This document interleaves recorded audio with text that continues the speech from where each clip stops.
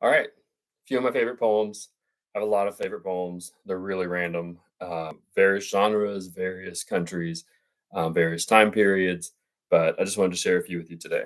So here's one called Hope by Liesel Mueller. Hope. It hovers in dark corners before the lights are turned on. It shakes sleep. Excuse me. We're just going to start over. Hope. It hovers in dark corners before the lights are turned on. It shakes sleep from its eyes and drops from mushroom gills.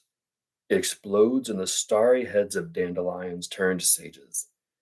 It sticks to the wings of green angels that sail from the tops of maples. It sprouts in each occluded eye of the many-eyed potato. It lives in each earthworm's segment surviving cruelty. It is the motion that runs from the eyes to the tail of a dog. It is the mouth that inflates the lungs of the child that has just been born. It is the singular gift we cannot destroy in ourselves, the argument that refutes death, the genius that invents the future, all we know of God. It is the serum which makes us swear not to betray one another. It is in this poem trying to speak. My favorite line in that, there's a lot in there, but the motion that runs from the eyes to the tail of a dog. Okay. This is a poem called Where Children Live by Naomi Shihab. Homes where children live exude a pleasant rumpledness, like a bed made by a child or a yard littered with balloons. To be a child again, one would need to shed details till the heart found itself dressed in the coat with a hood. Now the heart has taken on gloves and mufflers. The heart never goes outside to find something to do.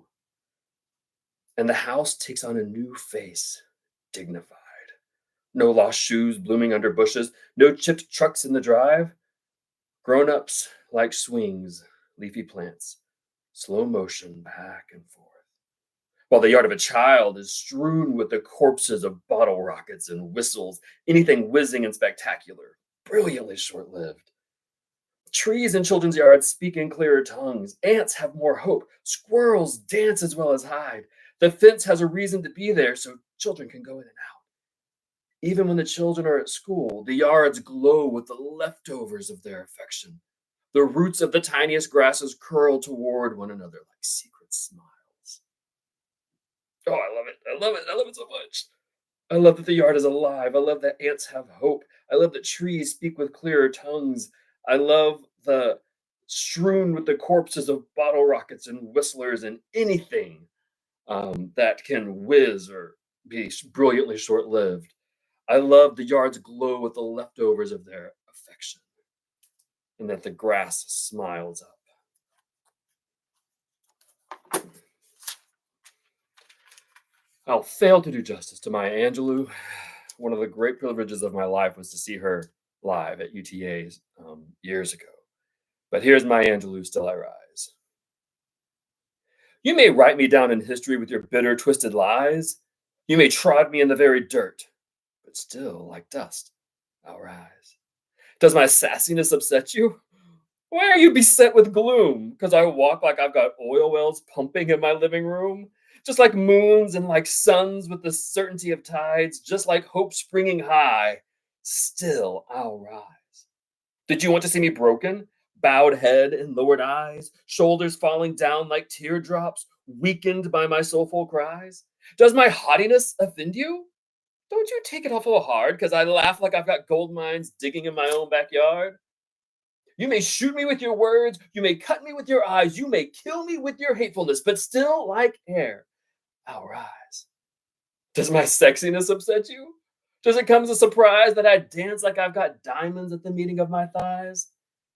Out of the huts of history's shame, I rise. Up from the past that's rooted in pain, I rise. I am a black ocean leaping and wide, welling and swelling, I bear in the tide. Leaving behind nights of terror and fear, I rise. Into a daybreak that's wondrously clear, I rise. Bringing the gifts that my ancestors gave, I am the dream and the hope of the slave. I rise. I rise. I rise. Completely different tone here. Those Winter Sundays by Robert Hayden. This poem has been so profound to me over the years. And as I've gone from being a young adult with a father to being a young adult as a father to now being a middle aged man with kids who are teenagers, the depths and the complexity of this poem. I originally started teaching it because of the imagery, but there were different times in teaching it that it would strike particularly hard. Those Winter Sundays, Robert Hayden. Sundays, too, my father got up early and put his clothes on in the blue black cold. Then, with cracked hands that ached from labor in the weekday weather, made banked fires blaze. No one ever thanked him. I'd wake and hear the cold splintering and breaking. When the rooms were warm, he'd call, and then slowly I would rise and dress, fearing the chronic angers of that house. Speaking indifferently to him who had driven out the cold and polished my good shoes as well. What did I know? What did I know of love's austere and lonely offices? I mean, the imagery is incredible, right? Um, the power, the truth, the depth, the complexity of the relationship. That's what's so amazing about poetry is it can capture such an emotional essence in such few words. Like that's what poetry does. It takes a novel that would be hundreds of pages long and condenses it like Campbell's soup into just a few lines that carry a punch. And sometimes that punch is beautiful and hopeful. Sometimes that punch is remorseful. Sometimes it's somber and sad. And sometimes it's a little sexy and erotic. This poem, What Lips My Lips Have Kissed and Where and Why by Edna St. Vincent Millay. What lips my lips have kissed, and where and why I have forgotten, and what arms have lain under my head till morning. But the rain is full of ghosts tonight that tap and sigh upon the glass and listen for reply. And in my heart there stirs a quiet pain for unremembered lads that not again will turn to me at midnight with a cry. Thus in the winter stands the lonely tree, nor knows what birds have vanished one by one, yet knows its boughs more silent than before. I cannot say what loves have come and gone. I only know that summer sang in me a little while, that in me sings no more. Passionate and somber, longing and sad. This is a poem called My Mother's Face by Brenda Serotte. I can relate to this. We change it from mother to father. My mother's face. Dressing for work, I glanced in the mirror, startled to see my mother's face white, with the mouth turned down, her red frizzled hair wild in all directions. She turned sideways to study my dress, standing tiptoe like I do, craning her long neck in a futile attempt to see my feet.